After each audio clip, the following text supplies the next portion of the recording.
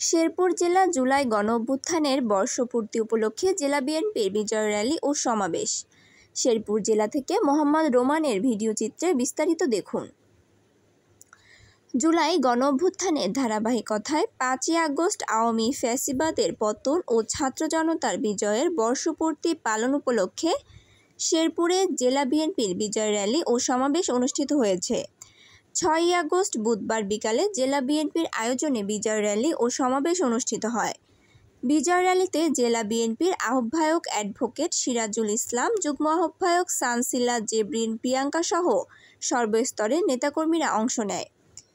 পরে শহরের থানার মোড়ে সমাবেশ অনুষ্ঠিত হয়। এ সময় জেলা বিএনপির আহ্বায়ক অ্যাডভোকেট সিরাজুল ইসলাম ও সদস্য সচিব এবিএম মামিনুর রশিদ পলাশের সঞ্চালনায় সমাবেশে বক্তব্য রাখেন জেলা বিএনপির সাবেক সভাপতি মাহমুদুল হক রুবেল, জেলা বিএনপির যুগ্ম আহ্বায়ক ডাক্তার সানসিলা জেবরিন প্রিয়াঙ্কা, শফিকুল ইসলাম মাসুদ, অ্যাডভোকেট আব্দুল মান্নান, আবু রাইহান রূপন, মোহাম্মদ আতাহারুল ইসলাম আতা, সাধারণ সম্পাদক শেরপুর উপজেলা যুবদল, মোহাম্মদ আনোয়ারুল সাদ্দাত সুইট, যুগ্ম সাধারণ সম্পাদক শেরপুর জেলা যুবদল ও মবিনুজ্জামান মিল্টন, আইন বিষয়ক সম্পাদক শেরপুর জেলা যুবদলের নেতাকর্মী সহ আরও অনেকে।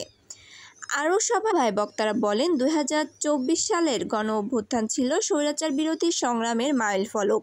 তারা আগামী দিনে গণতন্ত্র পুনরুদ্ধার ও মানুষের ভোটাধিকার প্রতিষ্ঠায় দলীয় ঐক্য আরও সুসংহত করার আহ্বান জানান।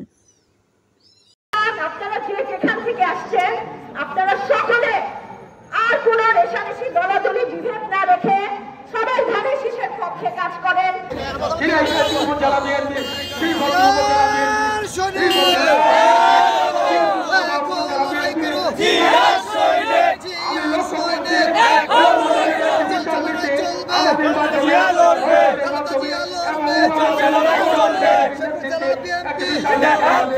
তাদেরকে করতালির মাধ্যমে আমরা তাদেরকে স্বাগত জানাই। শ্রমিক দলের সভাপতি জনাব শওকত হোসেন এবং সাধারণ সম্পাদক আশরাফুল্লাহ আলম জুন এবং